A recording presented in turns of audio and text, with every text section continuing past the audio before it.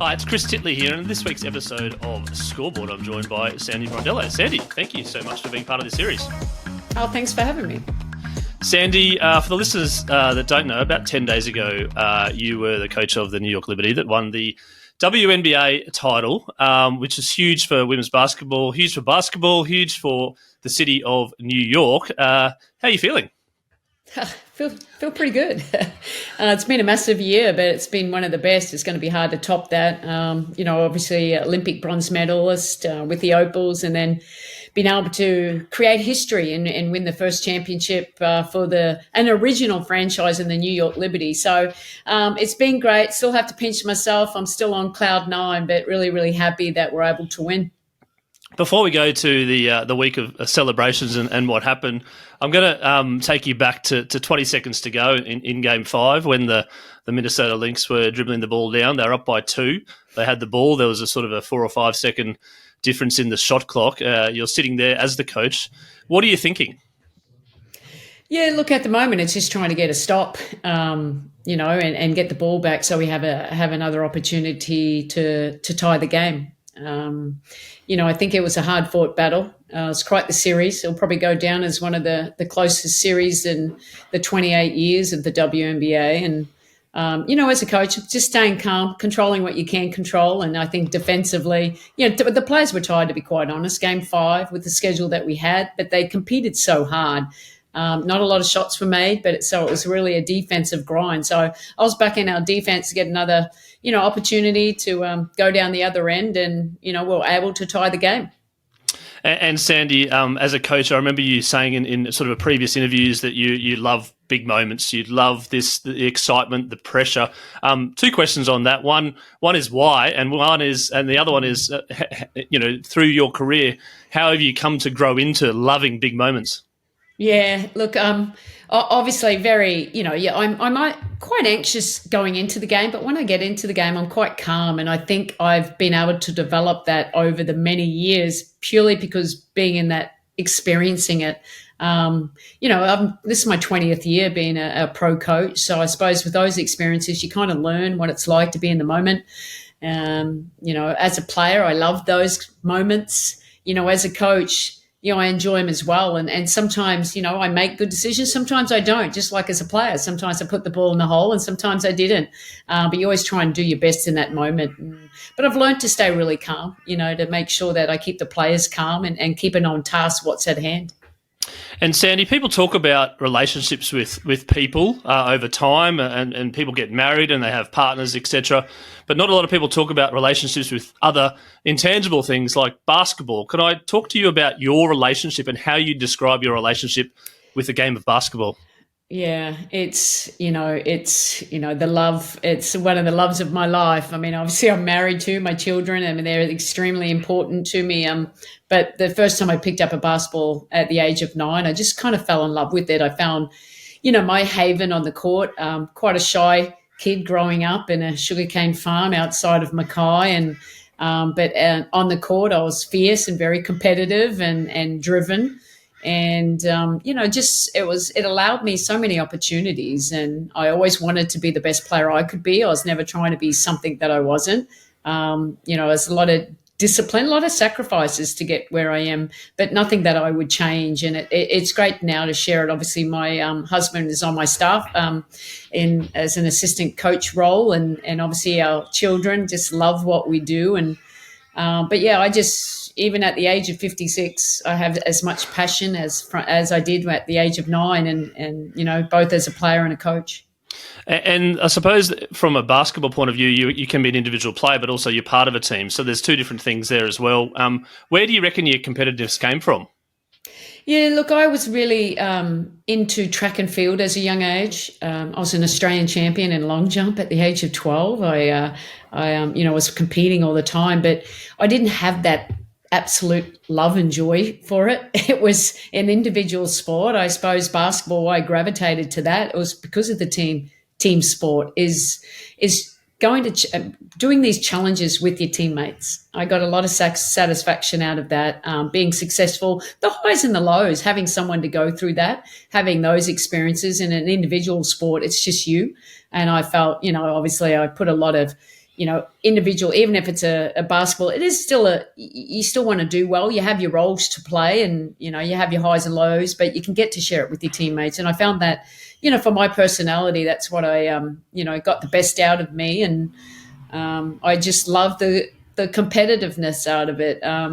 You always want to be the best you can be. I set goals for myself, short term, long term, and luckily I've been able to achieve everything that I've set out for myself. I think the only thing that I haven't done is Olympic gold medal, but hey, we'll keep chasing that. Yeah, absolutely. Just on the goals, you said short, medium, and long. How do you define it week by week and year by year, or do you think about like 4 years ahead being the Olympics, etc.? Yeah, I think a little bit of everything. I think you have to plan. The goal in life is always, how can I get better this week? How can I win the day today? Like, I'm very in the moment, but then I obviously look forward, because you have to, I tell kids today, you have to dare to dream.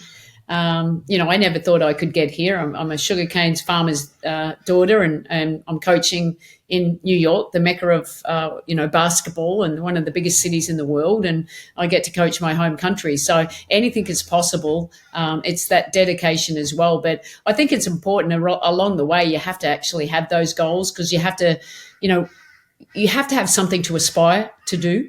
And mine was, from a young age, was play for Australia.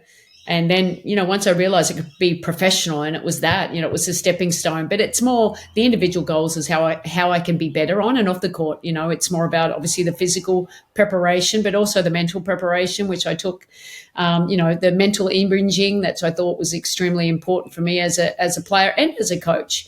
But in the end is trying to be the best that I can be, continue to learn. The game evolves. Yeah, there's so much, it changes every year. So regardless how young or old you are, is continue to stay with the trends and continue to, be adaptable and flexible, and not just relying on what got you in the past to where you are, to be better and to push myself to be better. And I think, everything's gone well. Of course, I've had some low moments as well, but I think in those low moments is where you grow the most. Obviously losses, and that could be within a season, but it could be losing championships or not making a right decision game to game. But they're the ways that you can learn, because without those experiences of feeling that pain, you don't actually get to your destination of feeling the joy and the elation of actually being successful in something. Just touching on that, do you think you've won more games than you've lost as a coach and a player, or is it about even? Oh, yeah, it's a good question. I know the last 2 years it's been pretty good. I've won a lot of games. I only lost 16 in the last 2 years in the WNBA. But regardless, every loss. But even when we win, like I had a really good team these last 2 years. We've made it to the finals. We lost last year in Game 4 against the Las Vegas Aces, and that hurt. It took me a few weeks to get over that, but then it was like, okay, what am I going to do not to feel like that? And it could have went either way. People think winning is easy. Winning championships is easy. It's really, really hard. And, it's a process. It doesn't just finish at the end of the year. It's all about the stuff, the relationships you're building, the trust, the respect, bringing in the right players, and then obviously implementing the right system for those players to excel in, and then being able to be adaptable. I think that's where I'm very open-minded in that. I'm clear on my philosophy of how I want to play, but I know, to be successful, you've got to keep adapting with how the game's being played. But look, I said, I've won a lot the last 2 years, but I certainly have learned a lot from those losses, but also learn a lot from the wins as well, because, as a coach, I suppose now I'm never satisfied. It's more about, the one percenters and trying to work on those one percenters to be the very best team that we can be. Sandy, growing up, you said you wanted to play for Australia, and you obviously were enjoying basketball as a kid and still enjoy basketball now. But then the professional era came about. Was there a bit of a shift then from enjoying it, or now it's like, actually, I can make a living out of playing basketball? This is amazing. What was your feelings into that era of professionalism? Yeah, exactly that. When I made the Australian team at the age of 18, it was more, I was playing with my role models and thinking, wow, this is just crazy. But it kind of motivated me to do more and think, this is what I want to be. I want to, not just go to one Olympics. I want to go to multiple, and I want to keep getting and be, the best I can be to help this team be successful. And then obviously I was one of the first Australians with Michelle Thames and Shelley Gorman to go over to Europe to play. And not that the money was big back there, but, I had finished my university studies as a teacher, and then I had the opportunity to earn some money, and I just loved it. It was more like, great, I don't need to work.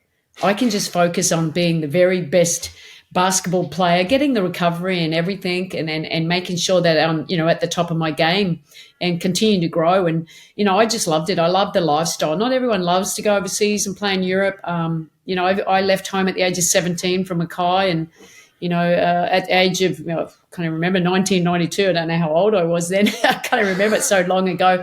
I went over to Europe to play and never looked back. So I was playing there and come back and play in Australia. But from 1998, I was in Europe, playing in Europe in that season, and then go straight to the WNBA. So playing 12 months of the year as well as playing for the Australian team was intense, but I wouldn't change everything. I just loved it. I just loved playing basketball, and getting paid to do it was just the bonus, that I could actually just put all my energy into doing that. And it was very early in the WNBA that you played, and looking back now as a coach of winning the championships and what that moment was in New York when the crowds, you're getting 17,000, you've got amazing mascots, you've got your fanfare, you've got celebrities, etc. Do you sort of pinch yourself as to the progress of women's basketball? Yeah, no, it's been great. I think the early years of the WNBA, coming off the '96 Atlanta Olympics, it was, I think the interest in women's basketball was immense. I think it dipped off a little bit there, but I think the last few years, it really is a movement. For us, we're getting sellouts every game. Like New York, we've created this great buzz. The talent continues to get better and better, and obviously, the only way you can do that, obviously, is with the media. The media is getting behind us, obviously social media as well, their engagements. It was the most in the history of the game, and as well as, how many people were watching just in the playoffs. It was the highest rated, game 5 and the whole playoff series in 25 years. And that's exciting. And we've got some really great young talent coming in. I think you've heard about Caitlin Clark. Everyone, she's an unbelievable talent, but just the eyes that she's put on our game as well. Teams had to move to bigger arenas just to feel the interest with Caitlin coming into play. And, in the winner is obviously women's basketball in the WNBA. And it's great. It really is a movement, and it's really fun to be a part of, because I've been in this league for 25 of the 28 years, and I've seen it's been great for me, as I think it's always been high level basketball. It's the best league in the world, but now I think everyone, they're not just great basketball players; they're also great human beings, and they're using their voice, for good. And Sandy, there's a number of Australians that play in the WNBA, and as you mentioned, it's been a wonderful year with the bronze medal at the Olympics. Can you talk about that particular campaign and how you sort of managed that with the WNBA roles, and then getting everyone together from different places around the world into one spot, and then achieving a medal, which is unbelievable? Yeah, no, it was really, really special. And what people have to understand, because our players are professionals, they're playing all around the world. So the opportunity or the window to get them together to practice is very small. So it really just is like that 8 days before the first game of the Olympic Games, because we support them. This is how they earn their living. We don't have, the players that are back in the WNBL. Yes, we can have some camps in that, but we never have the full group together. And that's just a part of it now. So that's why it makes it really hard. I think we have high expectations that the Opals should always win, but we're going to win on very limited preparation. But I think, being in the role for, this was my 8th year, and I think the continuity, the players kind of know what to expect. I know the players, we've built up a really good continuity and chemistry over the years. Obviously our culture's we've learned from areas we need to, but going into the Olympic Games, like we lost that first game, and it was probably one of the worst games we've ever played. And purely, there was no excuses. We never made excuses, but it's more like we haven't been together. We haven't played together against all these different countries and different styles for so long. So, we just trusted the process. We're like, okay, we can't have 2 bad games, but now we need to win every game. And I think our culture and chemistry and, we just stayed together when it gets hard, and that's just the Opals culture that we've built. And I won't go we beat Canada, and we had to beat France by 6 points to not cross over with the USA. So number one, we had to win the game, but then we had to win by 6, and we won by 7 in front of 28,000 people. I'll never forget that experience and how proud I was of that team, just how they handled the pressure and the expectation. And then from there, you could see every game that we played together, we got better. And I knew that would happen because we have very limited preparation together. We lost one of our best players on the eve of the games, in Rebecca Allen. So we had to kind of adjust that, and other players were stepping into different roles. But really, really proud for us to come away with the bronze medal. The rest of the world has gotten better, and they spend a whole lot of time, more than what we spend together. So for us to come away with the bronze medal is, obviously will go down as one of the best moments in Opals history.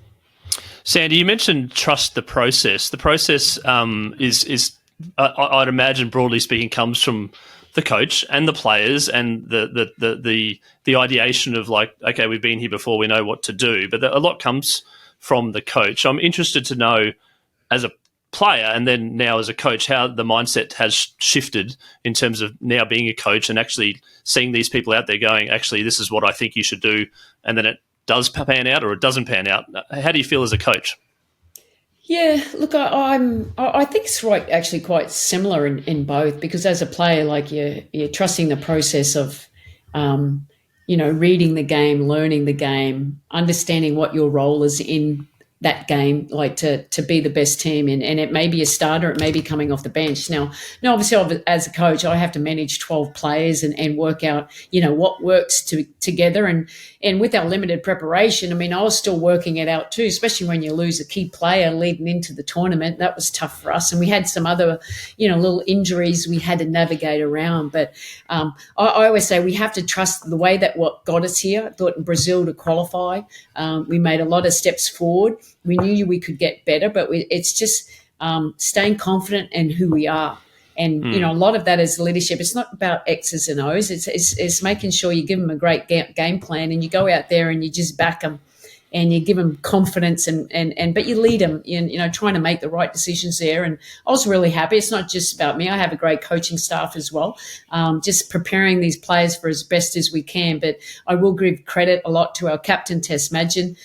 We've really worked a lot on our culture these last few years and the values of our program. And I think what we've been through and the adversity that we've faced over the years has helped us to stay together in these really tough times when there's so much pressure on you. It's an Olympic Games. Everyone wants to win an Olympic medal, and it's hard. So I was really, really proud of the effort that we all put into it, and we achieved our goal.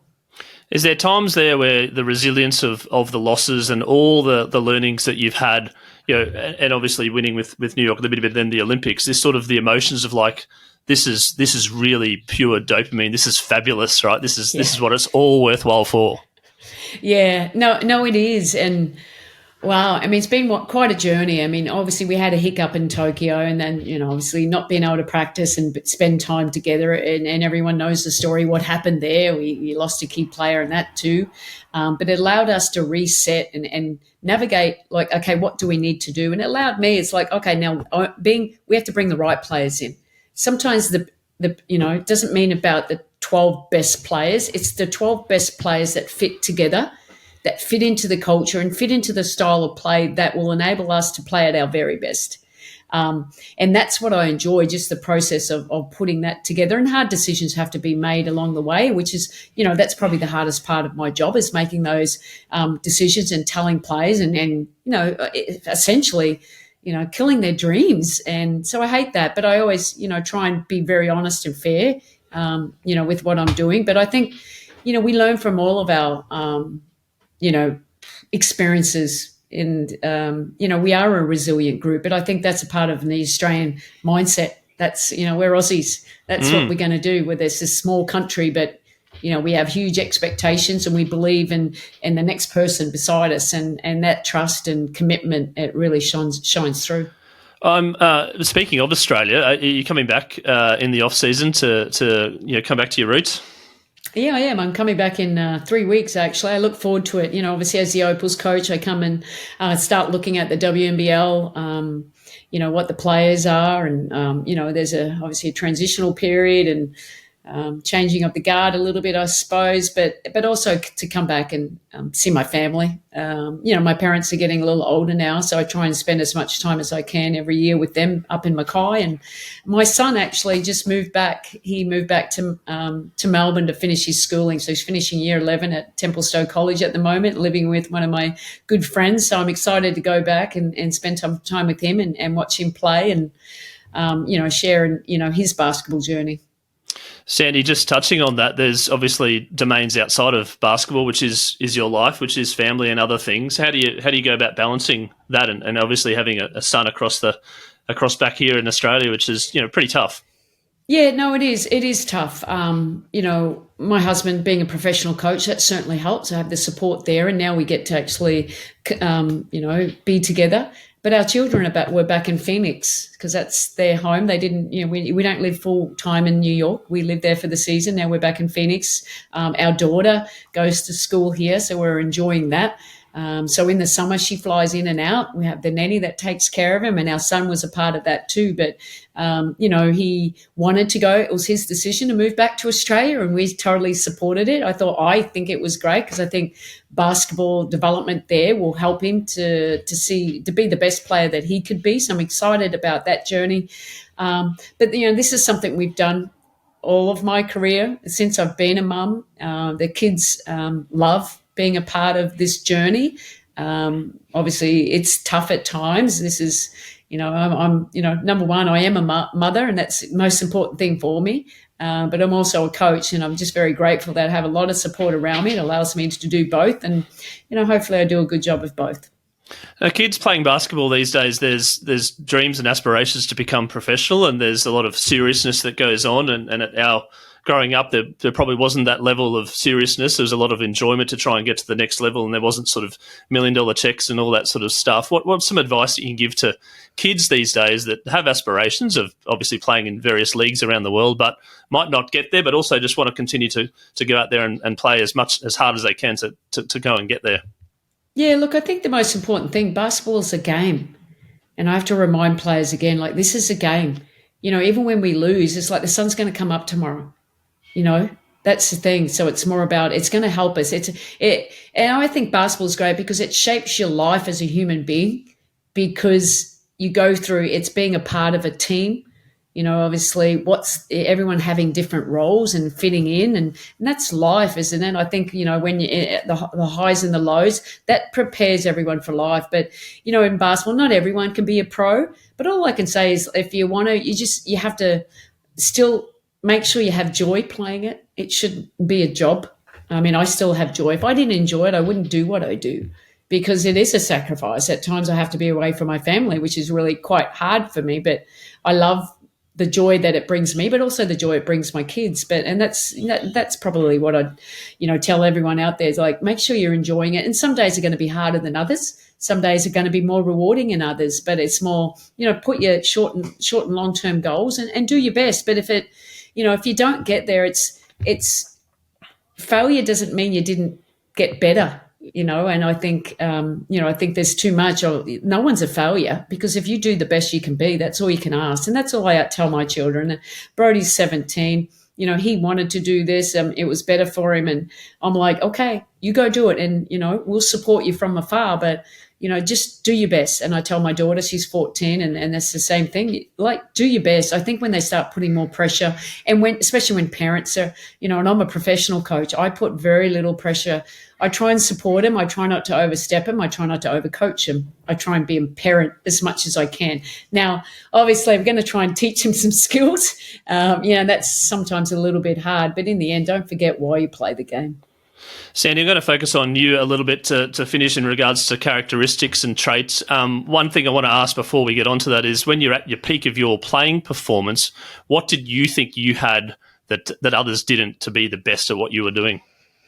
That's a good thing. Look, I mean, if anyone would say, what was Sandy Brondello as a basketball player, they'll talk about my pull-up. I was a pretty good shooter. I think that was, but there's some great shooters, but I'm like, just the way that I saw the game, my commitment to the game, my discipline to my game, I think I was in great shape. I think that's everyone. But in the end, I think hopefully, all my teammates and competitors will say I played the game in the right way. I think that, and I still coach the game in the right way. It's not about me. It's about just, helping me being the best so I can help others achieve their dreams as well. Okay, so we're going to get into some traits now, which I think I know the answer to a couple of them already by chatting to you, but we're going to give it a crack. I'm going to start with resilient. Yeah, no, I'm very resilient. I have to be. Obviously the highs and lows, and that can, as my playing career, I always say I retired at the age of 36. Yes, my body was getting beat up because I put so much time and effort to being the best I could be, but I thought I knew it was time to retire, and it's really hard for some players to step aside, but it was easier for me because I felt like I had achieved everything, and I thought, what comes next?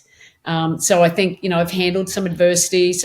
Lucky for me, I made all the teams. I went to 4 Olympic Games, but I didn't the first Olympic Games, I didn't even play in 1988. So I have to explain that to players. Like also, I was a valuable member of the team, but I didn't play. Now I was young. My time was going to come, and it did in the next cycle. But it taught me, like, that's okay. You still have to be resilient. So what do I need to do to be better?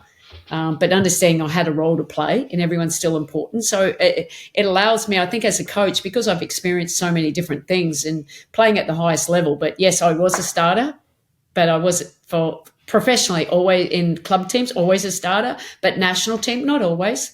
And, you have to work that out and still think, okay, hey, I'm a part of this very special group. And it was, I think that's made me be resilient. I've had a lot of injuries.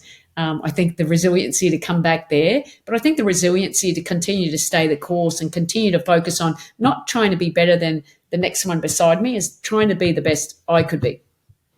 Confident. Yeah. Without confidence, you have anything. But look, if I got into my head, I was not confident. If I could just go out there and play, that's when I'm confident. But I think I learned from a young age, I suppose. I was pretty good at a young age. I had confidence in my own ability. I think it was when, when I had to get used to some coaches, how tough they were in the beginning, to be quite honest. I'm like, oh my God, I must be a terrible player. But that made me mentally tough. But through it, I never lost sight of who I was. And you got to keep believing in yourself. Because it starts with that. And I tell my kids today, like, you have to have confidence in what you do, but understanding there's always something you can do better. So work on that. So for the most part, I'm confident. I mean, there's times obviously you might lose a bit, but I'm pretty good at bouncing back and staying in the moment. Structured. Yeah, I mean, basketball is structured, but it's also very instinctful.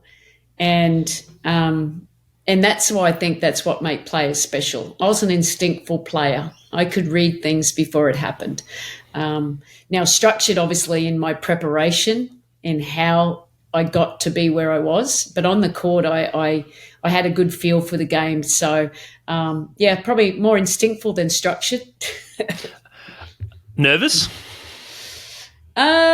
Very rarely got nervous. I got nervous running track, to be quite honest. You're in the blocks and waiting for the gun to go off. I hated that. But on that basketball court, because it wasn't just me, it was, obviously there's some nerves. But once I got into the game, I enjoyed the process of competing with my teammates. So I suppose that's, where I'm with that. Superstitious. I am very superstitious. I still am. I used to always have to take my right foot before my left foot. I mean, it's just simple stuff like that. Just your routine in preparing for the big games.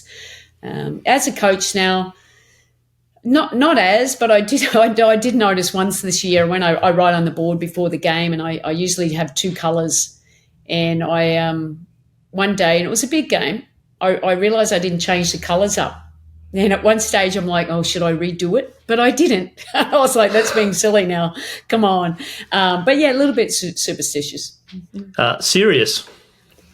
I can be serious, but I am Australian. I'm very, yep. I like to have a good time. I think there's time to be serious and there's time to have fun. But I keep saying, you got to enjoy the process. You got to enjoy the process. If you're going to be too serious, I mean, we talk about basketball's a game of it's fun. So I try and put as much fun into it, but serious when we need to. I mean, obviously I talked about I'm very honest, but I'm very fair, with how I coach my players. But also, I think you've seen, if you've been watching the social media, I get embarrassed a little bit because I am who I am. I'm very, I'm a former player as well too, so I can relate to these players and the moments that they're in. But we try and enjoy ourselves as well. Introvert or extrovert? My husband would say extrovert, but I'm a bit both. Like I'm a bit of a homebody when I'm by myself, but when I'm out in the public, I'm a bit of an extrovert, especially if I'm in a community where I know each other. If I'm in a new group, I'm actually quite shy. I know. That was my next question, by the way. So. Yeah. I am quite shy. People will go, "You're not shy." I'm like, I've had to learn not to be shy because of the job that I'm in. But if I go to a function and I don't know anyone, I'm not very good to go up just to start chit-chatting to people. I wish I was, but I'm not. Once I get there, I'm pretty good. But once I know people, I'm very outgoing. Are you addicted to your phone?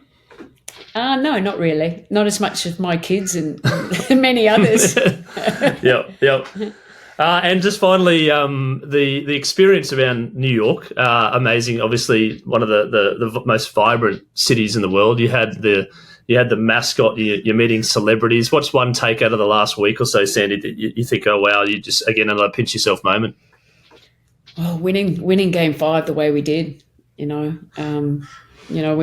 Brianna Stewart making 2-3 throws to send us into overtime and then gaining that momentum and just the energy in that building. That was, it's something I'll never forget. And if I had to add one, there's so many on that week, but would be the parade. It was down New York City. It was just amazing. The amount of people with New York Liberty jerseys on or just all our apparel. It just means, wow, we've made it. We've made it in the biggest city, and obviously it's great meeting all these famous people. It was pretty cool. I had a great party afterwards, party with a lot of them. But the moment of just winning is hard, and to do it, creating history in New York in front of our fans, that will go down as one of the best feelings ever. I heard you had a little bit of a run-in with Ted Lasso. Yeah, he's awesome. He's a regular. He's one of my mates. So yeah, he loves basketball. What's he in your phone as? Is he Ted or is he Jason? Huh? He's Jason. Is he Jason to his insiders? Get a few tips. And when people come up and they say congratulations, Sandy, and they recognise you on the street or you're having a coffee and someone stops you, how does that make you feel now? Yeah, no, pretty cool. But it means it's not about me. That's why I say it's not about me. It's about the team and what we brought to the city of New York and particularly Brooklyn. I live right attached to Barclays Center where we play, and just the energy around that. I mean, we're recognised a fair bit, but it just means women's WNBA is finally getting the recognition that they deserve, and that's not why we play. That's certainly not why I play. But I think it's fun because these players are becoming household names, and so they should be. Sandy, we'll leave it there. Thank you so much for being part of the Scoreboard podcast. I really appreciate, obviously, a busy schedule the last week of celebrating what is a massive accomplishment for, as we mentioned before, for New York, for basketball, for women's basketball in general. And looking forward to catching up, and good luck in your trip back to Australia, and hopefully our paths cross. I appreciate it. Thank you.